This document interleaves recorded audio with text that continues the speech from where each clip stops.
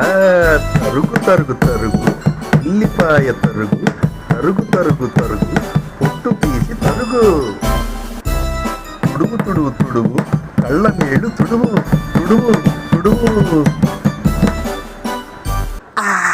అబ్బబ్బబ్బబ్బా, ఏమిటో పకోడీ అన్నది చిన్న మాటే గాని ఇన్ని కష్టాలు ఇన్ని కన్నీళ్ళు ఉంటాయన్నమాట.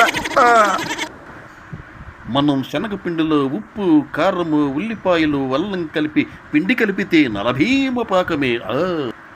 అబ్బబ్బబ్బా, ఈ ఆడవాళ్ళు ఇంతంతసేపు వంటింట్లో ఉండి వంటలు ఎలా చేసి మనకు వడ్డిస్తారో రియల్లీ గ్రేట్. పకోడీ రెడీ. బా, ఈ టైంలో ఎవడరా ఫోన్ చేసింది? పొయ్యి ఆపేశాను, పకోడీ అయిపోయింది. వస్తున్నా వస్తున్నా. చెప్పు అమర్ది, ఏడు సంగతులు?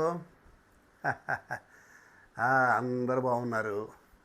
మీ అక్క ఏం లేదు, ఇందాక వర్షం పడేట్టుగా ఉంది, పకోడీ చేసుకుంటే బాగుంటుంది అన్న అడిగిన మరుక్షణమే అలా వంటింట్లోకి వెళ్ళిపోయి ఉల్లిపాయ తరిగి శనగపిండి కలిపేసి పాపం ఒక్కటే ఆ పకోడీ వేస్తూ వంటింట్లో కష్టపడుతోంది.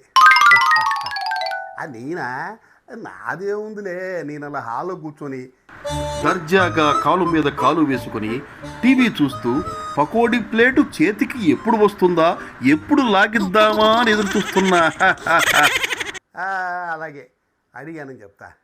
అందరికి ఉల్లాసాగానే కదా? Okay okay okay.